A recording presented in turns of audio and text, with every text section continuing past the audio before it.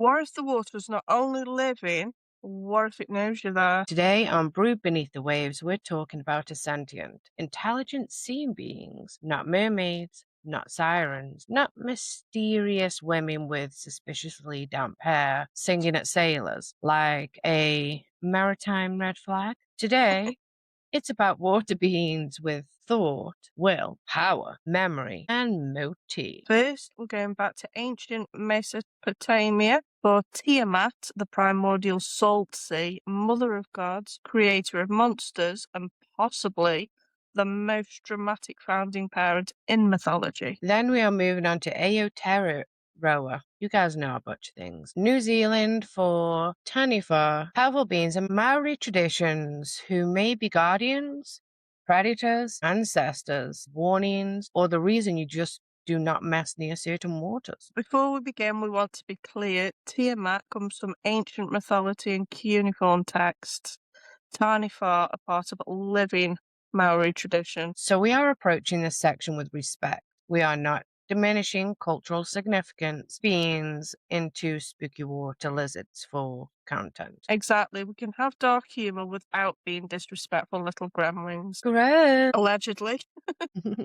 So grab your brew, settle in, and maybe do not sit too close to any dark water while listening.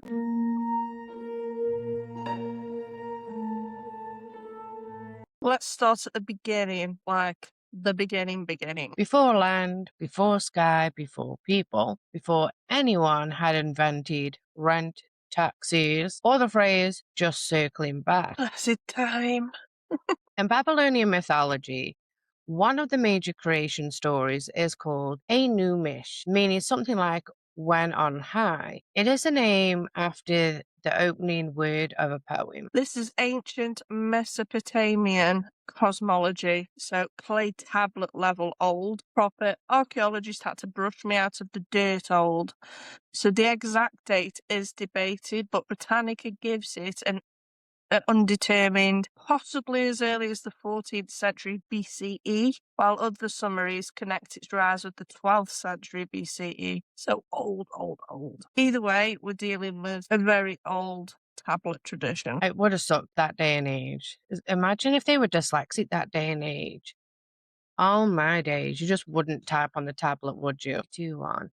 So when we are talking about Tiamat, we are talking about one of the oldest sea powers in the series with a surviving written trail, or technically a clay trail. So at the beginning of the myth, there is no ordered universe, no named heaven, no earth, only primordial waters. There is Apsu, the fresh water, and Tiamat, the salt sea. Their waters mingle, and from them the first gods are born. So Tiamat is not just a monster per se, primordial goddess, personification of the salt, sea, and mother of gods. Feel a need to say she is not originally just big dragon lady. Although, if you are the primordial sea salt and someone reduces you to big dragon lady, you are legally allowed to be dramatic about it. I agree.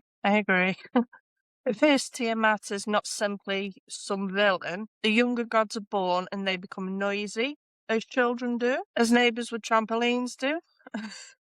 Apsu becomes irritated by the noise and decides he wants to destroy them at extreme. I mean, I've been overstimulated before, but I've never gone straight to cosmic murder. But is that because we don't have the ability? Tiamat strongly opposes Apsu's plan at first, but Apsu is eventually killed by the god Ea.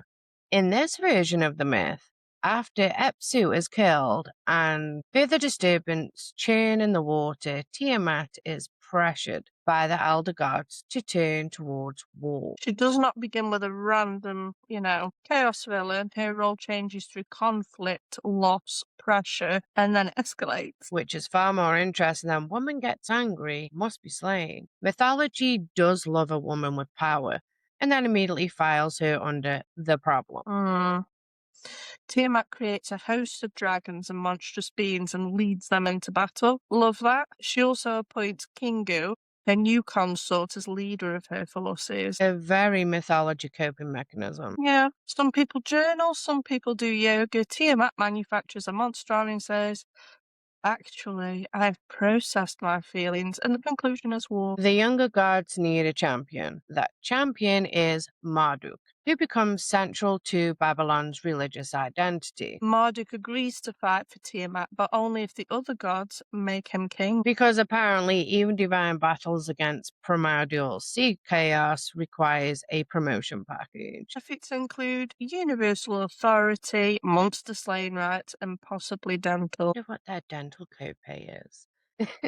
Marduk confronts Tiamat. He defeats her, splits her body into two, and uses her body to create the world. So as I said, half of it becomes the heavens, the other half becomes the earth. So the ordered universe in this myth is made from the body of the defeated salt sea. That image is enormous. The world is not created from nothing, it is built out of Tiamat. Which is horrifying and beautiful, really. It's very your mother made sacrifices on a cosmic scale. Tiamat is often imagined today as a dragon-like or serpent-like, but the ancient myth is more complex. She is first and foremost the primordial salt sea, made divine and dangerous. That's why she fits this episode, though, isn't it? Tiamat is sentient water. She thinks, she creates, she chooses, she resists, then she grieves, and then she organizes, goes to war.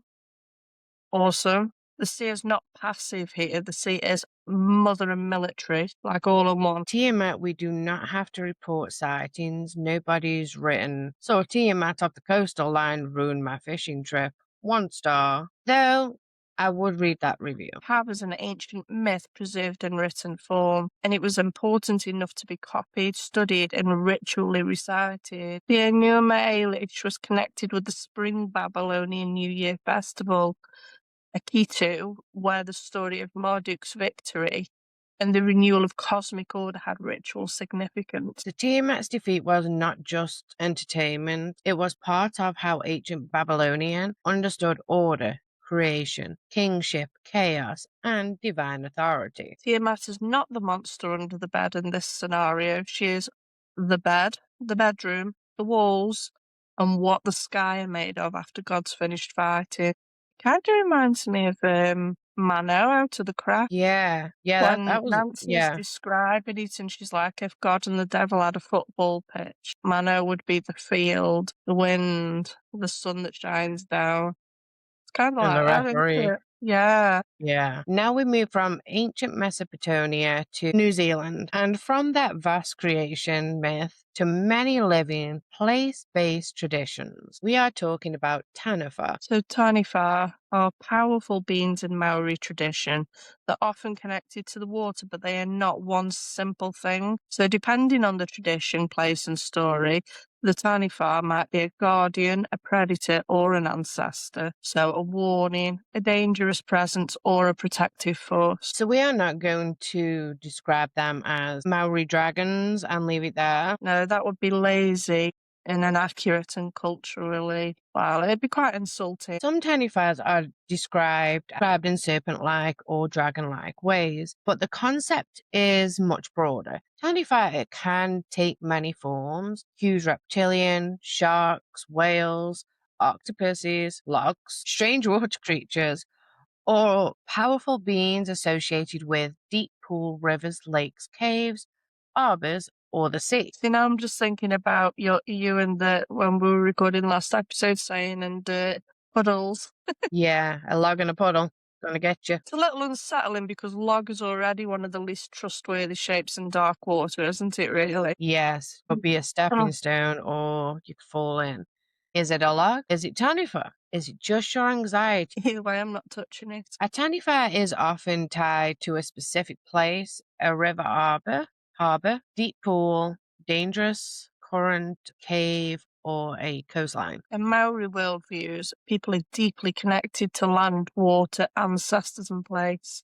So Taniwha's stories are not just spooky entertainment, they carry warnings, history, identity, guardianship, environmental knowledge, spiritual knowledge, and respect for places. In some contexts, Taniwha are linked with, sorry guys, Kitiaki Tagana will be here, guardianship and protecting a Kitiaki is a guardian. So a Taniwha might be feared, but also respected. It might protect the community, it might guard a place, or it might punish people who cross those boundaries. This is where the water is living becomes the water has memory. Taniwha can represent the idea that water is not empty. It has history, it has danger, it has guardians, it has rules. And if there was one thing folklore loves, it is saying there are rules while humans immediately sprint towards breaking them. We see dangerous pools and we go, what if I just had a little paddle? And then the Taniwha has to do admin. A lot of paperwork. Dating Taniwha beliefs is different from dating Tiamat. With Tiamat, we have ancient written texts. With Taniwha, we are dealing with oral tradition, local histories, and stories connected to Iwa, Hapu, and specific landscapes.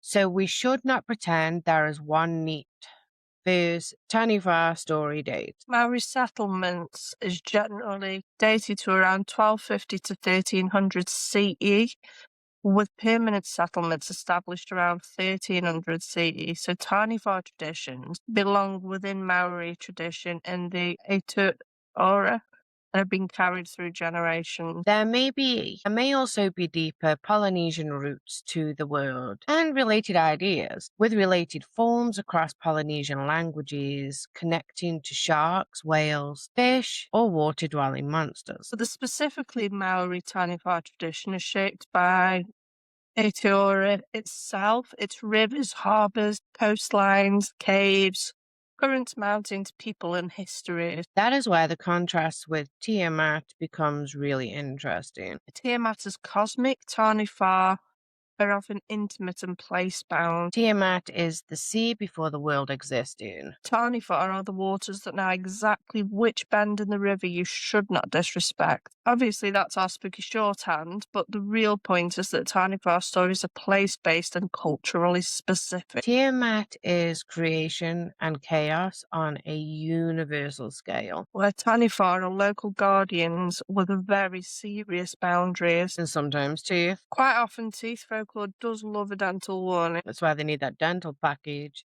One of the best known Taniwha stories connected to landscapes is the story of Nagiki and Niake and Fa Tete associated with Tifanauia.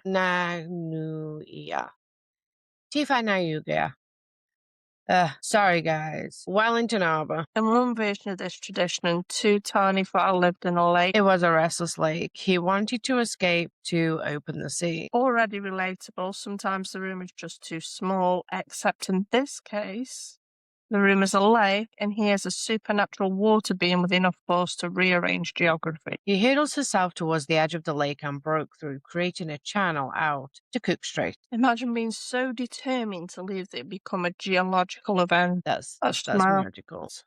Did not make it out to open sea. In this tradition, his body became part of the land, while this name I can't pronounce made the channel from the harbour to Cook Strait. This is such a different type of sea beast story because nobody is just going big monsters, scary, run. No. The Taniwha are part of why the land looks the way it does. The landscape becomes a memory of their movement. Again, the water is not passive. It does not just sit there looking pretty for a postcard. It moves, it wants, it will break through. Niake is not just a creature in water. He is force, desire, and transformation. That sounds like a tagline for a very interesting perfume. That's exactly where we'll leave the comparison before we get disrespectful.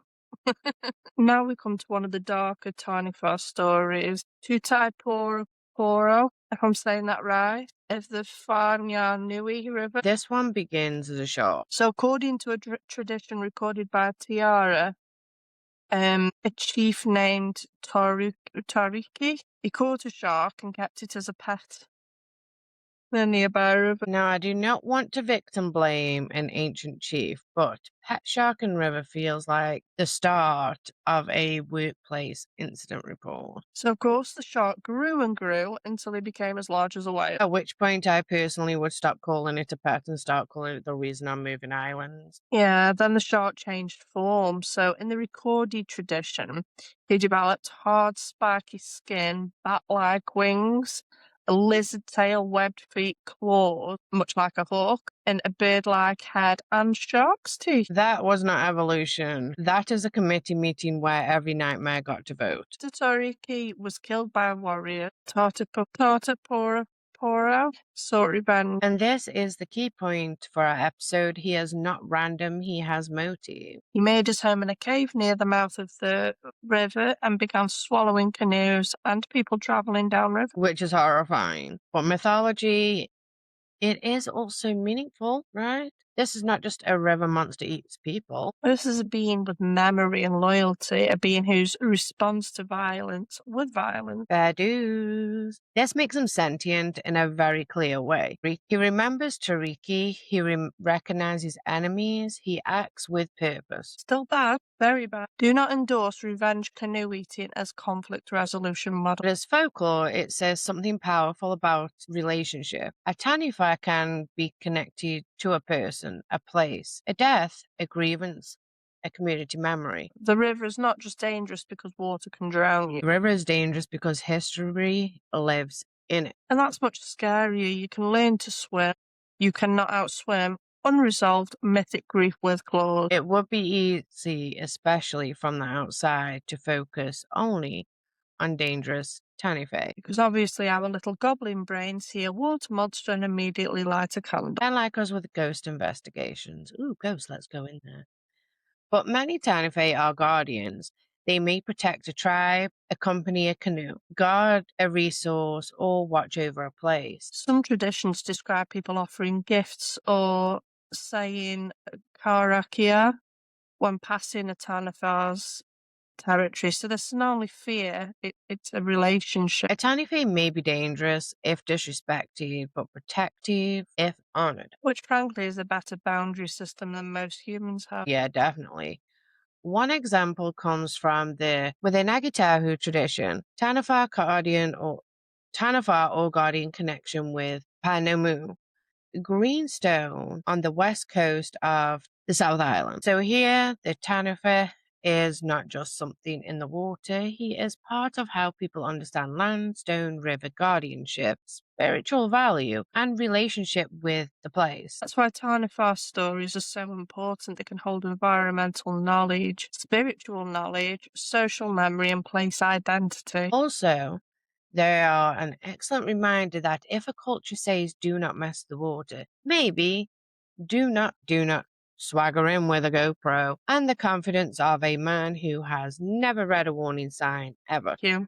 That was almost a public safety announcement. Almost. So I put Tiamat and Taniwha in the same episode. Because they show two completely different ways of imagining intelligent water. Tiamat is ancient Babylonian mythology. She is the primordial salt sea, mother of gods, creators of monsters, cosmic chaos, and part of a written creation epic. She's not in the ocean, she is the ocean before the universe had the audacity to organize itself. Taniwha belongs to Maori tradition. They are living, culturally significant beings, often place-bound and connected to rivers, lakes, caves, harbors, and the sea. May protect, punish, avenge, or warn, but they're tied to ancestry, landscape, and memory. Tiamat says the world was made from water's body. Taniwha say this water has memory and you are entering it. One story is about conquering chaos. The other is often about respecting power. With Tiamat, order is created by cutting the sea apart. Taniwha, safety may come from recognizing that the water is not yours to dominate. That gives us a really interesting theme for a series. A lot of water folklore is not just saying the sea is scary. It's saying the water has rules, and sometimes those rules are cosmic, sometimes the local. Sometimes they're spiritual. And sometimes they're practical, like do not go near that current, you absolutely soggy wool.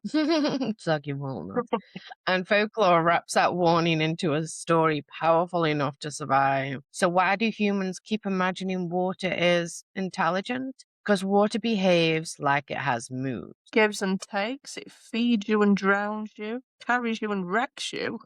It can be calm in the morning and murderous by lunchtime. Sounds like her mother. And unlike landscape, water does not keep evidence neatly.